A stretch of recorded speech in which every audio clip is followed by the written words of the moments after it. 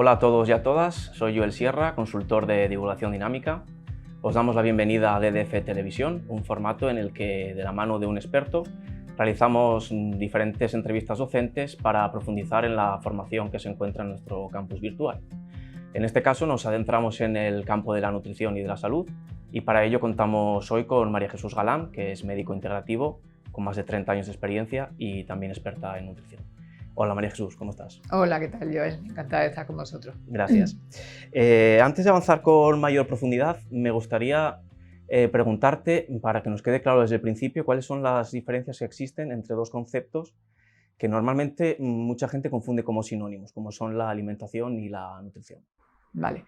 Mira, la alimentación realmente es como la primera parte del proceso de la nutrición. La alimentación es el acto y las consecuencias de alimentarse, que es ingerir lo que se denominan alimentos, que son las sustancias que obtenemos del exterior y que nos van a aportar los elementos que necesitamos para que el organismo desarrolle sus funciones, para que repare los tejidos que están en mal estado, para que se produzca el crecimiento, en definitiva, y sobre todo para que se obtenga energía. ¿Vale? La alimentación, como ya te digo, que es la primera parte del proceso de la nutrición, es un proceso voluntario, ¿vale? O sea, cada uno pues elige los alimentos que le gustan en función de sus gustos personales, en función de su estado psicológico. O sea, todo el mundo sabemos que cuando estamos más tristones, por ejemplo, pues recurrimos más a sustancias dulces, en función de dónde haya nacido, porque también no es lo mismo que haya nacido en Asia a que haya nacido en España, ¿sabes? Normalmente la alimentación también depende de factores socioculturales y de factores geográficos, aunque hoy los factores geográficos están un poco son menos determinantes, porque con los transportes actuales realmente podemos obtener productos de todo el mundo, y también tiene relación con el estrato económico en el que haya nacido, ¿sabes? O sea, es diferente una persona que haya nacido en un estrato económico más bajo, ¿vale? Porque normalmente tiene una dieta mucho más limitada y mucho más escasa que cuando ha nacido en un sitio con una clase social más acomodada. Después, la nutrición realmente, como te he dicho, consta de varios procesos. Nutrición viene del verbo nutrir, que nutrir es aportar al organismo nutrientes, que es aquello que le hace, pues de alguna manera, poder desarrollar sus funciones y poder sobrevivir, en definitiva, ¿no? Entonces, la nutrición comprende el primer punto, que es realmente la ingesta de alimentos, ¿vale? Después estaría el proceso de digestión, que es cuando los alimentos ya pasan por el tubo digestivo y van siendo sometidos a la acción de una enzima, de una sustancia digestiva, que van extrayendo de ellos los elementos que después van a ser utilizados para las diferentes funciones del organismo. Después el transporte, ¿vale? A partir de la sangre, o sea, la absorción desde el tubo digestivo y el transporte por la sangre hacia todos los órganos, hacia las células, para aportarle esos nutrientes realmente. Y luego, por fin, la nutrición termina con el proceso de eliminación, que es el expulsar al exterior las sustancias de desecho y las sustancias que ya no son aprovechables. Entonces, realmente la nutrición es el conjunto de procesos que se realizan en el organismo para extraer del alimento los nutrientes, aquellos que son imprescindibles para que el cuerpo sobreviva y desarrolle sus funciones y crezca y se repare. Podríamos decir entonces que la alimentación es como el primer proceso de la nutrición, que Claro, es un proceso mucho más global. efectivamente, es como la primera parte, es la que es voluntaria, porque el resto de los procesos que forman parte de la nutrición ya escapan a la voluntad. O sea, Claro. tú no interfieres sobre tu proceso digestivo de forma voluntaria, ni sobre el transporte, ni sobre la eliminación. Eso es algo ya que no es algo... Sí, voluntario. Claro, efectivamente. ¿Crees que en la actualidad, en términos generales, la población está bien alimentada? Y recalcando en esta diferencia que acabas de realizar, ¿está bien nutrida? Bueno, pues mira, si no, hombre, indudablemente toda la población mundial no está bien alimentada. O sea, sabemos que realmente hay todavía bolsas importantes de déficit alimenticio y realmente todavía hay hambre en el mundo. O sea, que indudablemente bien alimentada en total no está. O sea, hay diferencias importantes entre unos sitios y otros, entre el primer mundo y entre el tercer mundo, por supuesto. Pero incluso si nos ceñimos a la sociedad, se puede decir que está en el primer mundo, ¿vale? Realmente, aunque el acceso a los alimentos sea algo como muy fácil, todo el mundo tiene, o una gran mayoría de la población tiene facilidad en ir a la tienda y comprar los alimentos, resulta que hay problemas nutricionales importantes debido a una serie de factores que voy a intentar describirte. O sea, a partir de la Segunda Guerra Mundial se empiezan a hacer cultivos, a explotar los suelos de una forma intensiva, ¿vale? O sea, antes pues se hacían cultivos rotatorios, de manera que una época se cultivaban patatas y la otra época se cultivaba otro producto, o incluso se dejaban los suelos en barbecho, con idea de que se fueran regenerando los minerales que después tienen que pasar al producto que se cultiva, ¿no? A la planta, al vegetal. ¿Vale? Ahora con la explotación intensiva, los suelos están, ya te digo, de una forma pues continua, sometidos a cultivos de una forma reiterativa, ¿no? Entonces lo único que se hace es que se le aportan de forma artificial pues los abonos, ¿vale? Para darle los minerales pero se seleccionan los minerales que van destinados fundamentalmente a que la planta crezca rápido o a que la planta crezca bonita, crezca grande, ¿sabes? O sea, todo lo que va después a tener una repercusión a nivel comercial. Pero en cambio no se les suplementan con los minerales, por ejemplo, que son necesarios para nuestra salud, se puede decir. Entonces nos encontramos con que hay déficit importante de algunos minerales que no se han suplementado a esos suelos. Entonces tú puedes estar haciendo una dieta variada y una dieta rica y tener una carencia nutricional, ¿vale? Luego aparte también se ha visto, por ejemplo, que con los animales que crecen en explotaciones también ganaderas, pues pasa igual, en vez de estar alimentados con pienso, o sea, con pasto, perdón, están alimentados con pienso, con lo cual también la riqueza, se puede decir, que tiene después cuando consumimos la carne es inferior a la de los animales que se han creado en zonas, se puede decir, libre y comiendo de una forma mucho más variada. Efectivamente. Entonces, además, nos encontramos que en la sociedad occidental hay también otro problema, y es que los productos precocinados, todo lo que está envasado y procesado, está muy lleno, muy sometido a procesos, por ejemplo, de temperaturas altas para que la conservación sea más grande, se le aportan también un montón de antioxidantes, conservantes, colorantes, pero eso solamente para que el producto sea atractivo al consumidor, pero realmente hay una carencia importante de nutrientes. Aparte tienen muchísima sal, muchísima azúcar, lo que está contribuyendo a que realmente se haya manifestado en los últimos años dos problemas que son fundamentales y que son también, aunque no nos lo parezca, carencias nutricionales, como son, por ejemplo, la obesidad y el síndrome metabólico. O sea, realmente una persona obesa, que todo el mundo parece o sea, todo el mundo se cree que está comiendo mucho, realmente a sus células no están llegando los nutrientes adecuados, porque si está fundamentalmente basando su dieta en productos procesados, ya te digo, hay una carencia nutricional. Entonces la célula manda al cerebro la información de que está hiponutrida, con lo cual esa persona tiene que comer más de la cuenta o sigue comiendo más de la cuenta a pesar de, precisamente porque su célula no está recibiendo los nutrientes. Entonces son dos problemas muy importantes también de malnutrición, se puede decir, en la sociedad occidental. Así que podríamos decir que la población está hiperalimentada en muchos casos, pero está malnutrida o desnutrida. ¿Se ha alimentado el hombre a lo largo de la historia de una forma más o menos similar? ¿O ha habido cambios muy significativos en todo el proceso evolutivo del ser humano? Bueno, indudablemente a lo largo de la historia de la humanidad ha habido cambios impresionantes en cuanto a la alimentación. El hombre, si nos vamos a la prehistoria, pues se alimentaba prácticamente de lo que iba encontrando a su paso. Empezó pues comiendo pues raíces, pequeños insectos, plantas que iba encontrando cuando eran nómadas, pues a lo largo de su camino.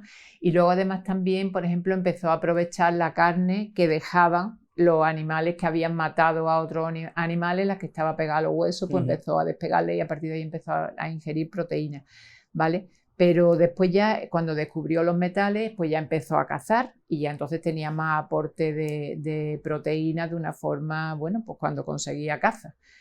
Después fue fundamental en la historia de la alimentación el descubrimiento del fuego, porque el fuego ya le permitió que tanto las proteínas de la carne estuvieran ya mucho más fáciles de digerir, con lo cual toda la sangre que estaba destinada al proceso digestivo, pues fue dirigida, se puede decir, también al cerebro, con lo cual, o sea, se necesitaba menos flujo de sangre a nivel digestivo, con lo cual se pudo desplazar más a nivel cerebral, lo que fomentó la aparición o el crecimiento del cerebro y con ello también el pensamiento, ¿no?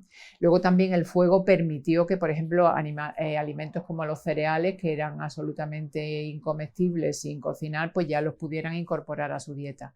Luego después la agricultura y la ganadería le permitió al hombre tener acceso a los alimentos de una forma mucho más regular que antes, cuando dependía un poco de la caza o de lo que encontrara a su paso. Luego después nos encontramos, por ejemplo, con que sociedades antiguas como la egipcia, la griega o la romana tenían bastante desarrollado el arte de la cocina y de la alimentación. Incluso en Roma, por ejemplo, se conserva un tratado que se llama de Recoquinaria, en el que habla de las características nutricionales de los alimentos y también los describe, o sea, describe las recetas elaboradas con ellos, y después también las características, se puede decir, pues eso, el aporte de nutrientes que da y las características además de salud, se puede decir, que proporcionaba la ingesta de unos determinados alimentos. Luego después, por ejemplo, en la Edad Media, pues fue una época bastante oscura en la que había epidemias o periodos de hambruna, y la sociedad realmente más baja estaba malnutrida, o sea, se alimentaban fundamentalmente a base de pan negro, de queso, ¿vale? Y la carne, por ejemplo, era algo que era muy difícil encontrarlo, solamente tenían de vez en cuando carne seca, pero como algo muy, muy excepcional. En esa época hubo un desarrollo muy importante de las especias, porque realmente la técnica de conservación de alimentos, que en Roma ya se había desarrollado con la sal, porque en Roma tuvo mucha importancia lo que eran las salazones, tanto de pescados como de carne. Después ya se pierde, entonces no se conservaban los alimentos de una forma tan habitual. Entonces empezó a haber un desarrollo importante de las especias. Las especias lo que hacían era que tapaban los sabores de los alimentos que estaban ya en estado casi de predescomposición. Pero claro, las especias había que traerlas de Oriente y eran muy caras, entonces solamente estaban al alcance de las clases más acomodadas.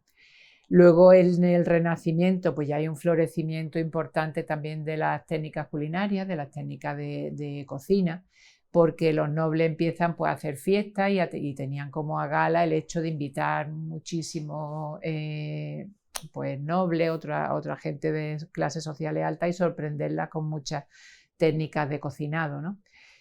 Luego después pues la etapa el descubrimiento de América, por ejemplo, trajo nuevos alimentos a Europa, o sea, sí, muy permitió, importantes, claro, además. muy importante, y que además fueron la base de la alimentación realmente para Europa.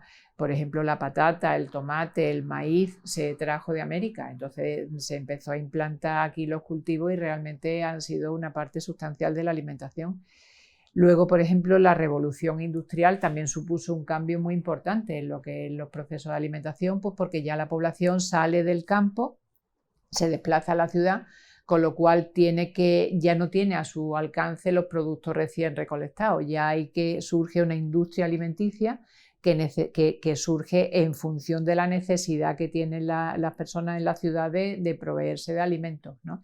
Entonces, claro, como ya pasaba más tiempo desde la recolección o desde la matanza del animal hasta que llegaba al consumidor, pues surge también toda la industria de conservación y de procesado de alimentos, ¿vale? Que es la base un poco de todo lo precocinado. Así que realmente ha habido muchos cambios a lo largo de la historia Unos cuantos y de la muy humanidad. significativos. Y una curiosidad al respecto de lo que comentabas en la antigua Roma con la sal, la importancia que tenía la sal, ¿no? Que incluso se pagaba con sal. Efectivamente. Y de hecho la palabra salario hoy en día viene de esa época. Efectivamente, es realmente muy, o sea, era tan valiosa que a la gente se la pagaba con una bolsita de sal, vamos. ¿Crees que hay una relación entre los avances tecnológicos que nos has empezado a comentar un poco con la revolución industrial y los cambios que tenemos en la dieta actual, y cuáles podrías destacar? Vale. Pues sí, claro. O sea, todas las técnicas de conservación de alimentos, como la pasteurización, la esterilización, que lo que hace es que someten a los alimentos a unas temperaturas bastante altas en un periodo corto, ¿sabe? Hace que se maten las bacterias que produce la descomposición del alimento, entonces aumenta la conservación y el que llegue al consumidor en un estado apto para el consumo. Después las técnicas, por ejemplo, de envasado al vacío, la congelación, el enlatado, todo eso ha permitido pues, que se desarrolle una industria alimenticia importante, ¿no? Bueno, también hay realmente un lado oscuro, ¿no? En las nuevas técnicas, que es lo que comentaba también en la pregunta anterior, que todo lo que ha ido en avance, se puede decir, para los cultivos de explotación masiva, que el aportar pues, nutrientes a las plantas ha hecho que esos alimentos carezcan de los nutrientes completos que tendría la planta, se puede decir, si hubiera madurado en un suelo que estaba mucho más rico. También hay un problema con la distribución, o sea que aunque los transportes actuales, todo el florecimiento y la rapidez de los transportes nos permite que llegue a nuestra mesa con productos de todo el mundo y los tengamos de un día para otro, se puede decir, pues también tiene un problema, y es que toda la manipulación de los productos requiere que esos productos no se puedan recolectar maduros, porque si no, claro, si tú recoges un tomate que está maduro, en todo el transporte y en todo el proceso de envasado se iba a deteriorar mucho. Entonces se recogen prácticamente verdes y se maduran en cámaras, y la cámara permite que el producto madure, pero el consumidor tiene después, ya te digo, una dificultad en obtener los nutrientes. Entonces todo tiene su lado bueno y su lado malo.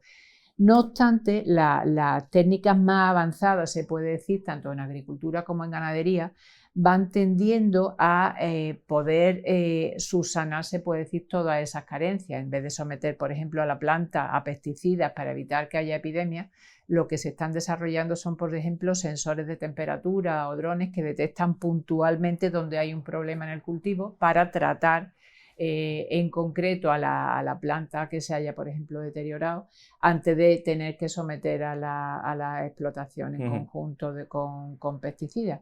Entonces, bueno, yo creo que vamos hacia un respeto mayor del medio ambiente, hacia aportar realmente a la planta los nutrientes que necesita, y vamos encaminados a que realmente la nutrición tenga la importancia que requiere, vamos. Ojalá, parece que, como comentas, ha llegado un momento en el que la tecnología sí que está respetando más los nutrientes de los alimentos, en vez de explotarlos tanto. Es que realmente, claro, los cultivos estos masivos no son sostenibles para el planeta, ni tampoco, por ejemplo, el ganado estabulado también se ha visto que genera muchísimas purinas y muchísimos tóxicos al medio. También se está tendiendo cada vez más a respetar pues, que el animal se críe en un entorno más ecológico, se puede decir, porque beneficia al consumidor y beneficia al planeta, que en definitiva es lo que tenemos que cuidar. Pues sí. No tenemos otro. Comentabas un poco antes que desgraciadamente el hambre en el mundo sigue siendo un problema latente y evidente. Incluso en pleno siglo XXI una de cada 9 personas pasa hambre. Sin embargo, en la sociedad occidental es menos frecuente, menos común hablar de lo que comúnmente entendemos por hambre. Aún así, sí que hay muchos problemas de desnutrición. Hechas estas precisiones un poco previas, me gustaría preguntarte en qué medida influye la desigualdad socioeconómica sobre la alimentación y sobre la nutrición, y a qué problemas nos enfrentamos realmente en la actualidad en este sentido. Vale, pues mira, realmente, como bien dice, una de cada 9 personas actualmente en el mundo pasa hambre. Entonces, pues es un problema que hay que tenerlo en cuenta. De hecho, la FAO se propuso para 2030 acabar con el hambre en el mundo. Pero 1 de cada 7 niños nace con bajo peso, ¿vale? Entonces, si nace con bajo peso, el problema de la desnutrición se produce realmente desde el embarazo. Y se ha visto que en niveles socioeconómicos más bajos las madres se alimentan peor y además proporcionan también al niño una alimentación mucho más limitada y mucho más reducida, con lo cual el problema de la desnutrición sigue avanzando y de hecho al ritmo que vamos parece ser que para el 2030 no solo no se va a haber acabado con el hambre, sino que al ritmo que vamos pues unas 890 millones de personas van a pasar Está hambre. aumentando, de hecho. Efectivamente, está aumentando de hecho. Luego, aparte, hay otros problemas que te adelantaba un poco en una pregunta anterior que también entran dentro de lo que es la desnutrición, aunque tú no veas que la persona está raquítica. O sea, tú ves que hay personas que incluso están obesas, como te comentaba, y que están hiponutridas, están desnutridas. Y luego también otro reto, por ejemplo, de la nutrición en el presente y en el futuro es la aparición del síndrome metabólico. El síndrome metabólico se produce fundamentalmente porque la dieta tiene unas carencias importantes que generan pues, lo que el aumento del colesterol, el aumento de la glucemia, la hipertensión, la obesidad y el riesgo cardiovascular. Entonces, ese es un grave problema que se está viendo, que se está presentando cada vez en edades más tempranas, incluso en niños ya hay bastante población que padece síndrome metabólico y que realmente es una de las causas más importantes de mortalidad junto con el hambre y junto con todos los problemas nutricionales a nivel mundial. Entonces, esos son los retos más importantes, se puede decir, de cara a la nutrición en el futuro. O sea, por supuesto, combatir el hambre, sin duda, pero luego también el tema de la obesidad y del síndrome metabólico que están avanzando de una forma impresionante. Pues nada, María Jesús, muchas gracias por tu intervención y por compartir con nosotros todos tus conocimientos. Espero que haya quedado claro y nada, encantada y muchas gracias a vosotros. A ti. Seguidamente, tras una pequeña pausa publicitaria, volveremos de nuevo con María Jesús, que responderá a vuestras preguntas, a las preguntas que los alumnos nos habéis dejado en el servicio de tutoría. No os lo perdáis.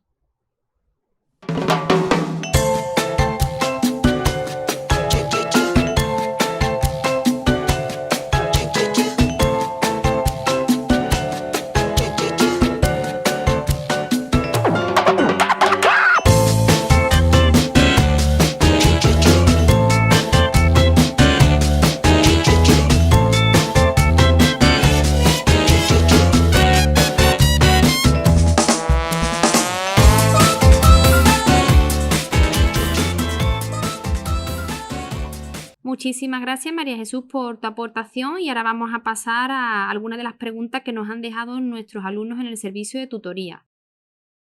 En primer lugar, Josefina desde Chile pregunta lo siguiente. ¿Crees que la publicidad ejerce influencia, además de sobre nuestro aspecto o sobre nuestros gustos estéticos, sobre los alimentos o las bebidas que tomamos? Bueno, buena pregunta, Josefina. Es cierto que estamos en la sociedad actual muy sujetos a la influencia de la publicidad. Entonces, la industria alimenticia requiere pues que la gente consuma alimentos no solo por el hecho de que tenga hambre, sino porque realmente obtenga otro beneficio, se puede decir, de la alimentación o simplemente el mero hecho de obtener placer por la comida, ¿no? Entonces, pues lo que hace es que aporta a los alimentos pues tanto saborizantes como colorantes, como todo aquello que haga atractivo y luego te lo venden, ¿vale? Como que aprovechando, por ejemplo, incluso la presencia de un influencer o de una persona que tenga de alguna manera un prestigio social, ¿sabe? Que te lo presentan consumiendo ese producto y te hace de alguna manera que se extrapole las características de triunfo, de éxito, de simpatía, de belleza de esa persona que se identifiquen con el alimento. Con lo cual, claro que influye. Además, también estamos muy sujetos a tendencias, por ejemplo, dentro de la alimentación, no sé, sin ir más lejos, por ejemplo, la comida japonesa que utiliza el pescado crudo, pues algo que jamás en Europa se había contemplado como algo normal dentro de la alimentación y de pronto se puso de moda y todos nos hemos visto de vez en cuando consumiendo pescado crudo en un restaurante japonés. Entonces, sin duda, la publicidad sigue siendo muy influyente y muy condicionante de los hábitos en general de la población. Muchas gracias, María Jesús, por tu respuesta. Y para finalizar, Carlos de Segovia, que ha hecho este curso con nosotros, tiene otra pregunta para ti. La mayoría de la gente piensa que cuando uno está sano puede comer de todo. y es que cuando uno enferma, cuando debe dejar de comer ciertos alimentos. Sin embargo, en el curso se introduce el concepto de que la buena alimentación es una garantía de buena salud. ¿Cómo podrías explicarnos la influencia entre la alimentación y la salud? Pues mira, Carlos, ya desde hace más de 20 siglos Hipócrates dijo que tus alimentos sean tu medicina y que tu medicina sean tu alimento. O sea, de ahí ya sentó las bases de que en una buena alimentación está la garantía de una buena salud. Es cierto que uno cree que si no le pasa nada puede comer de todo, pero realmente debe comer de todo lo que es beneficioso para mantener la salud. Lo que no debe comer son cosas que realmente lo que potencien es la aparición de patología, o sea, como son todos los productos procesados, los productos azucarados, los productos refinados. Eso se ha visto a partir de 1960, que se empezó a ver un poco las consecuencias de la dieta sobre la salud, porque antes solamente se contemplaba el tratar de alguna manera la enfermedad, y ahora mismo ya la tendencia es de alguna manera mantener la salud, y se ha visto que muchos alimentos contienen vitaminas, contienen nutrientes, y el hecho de tenerlos de una forma habitual en la dieta pues es de alguna manera propicia el mantener la salud y el no caer en la patología. Así que es importante que cuando uno esté sano coma de todo lo beneficioso para mantener la salud. Muchas gracias de nuevo, María Jesús, por toda la información que nos has facilitado. Ha sido realmente amena y muy divulgativa.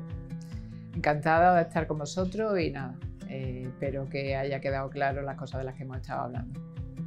Gracias también, por supuesto, a vosotros, y esperamos que también haya sido de vuestro interés. Si tenéis cualquier tipo de duda, de consulta o de pregunta, no dudéis en contactar con nosotros. Lo podéis hacer a través del correo electrónico info@divulgaciondinamica.es o visitando nuestra página web www.divulgaciondinamica.es. Nos vemos en futuros vídeos de DDF Televisión. Un saludo.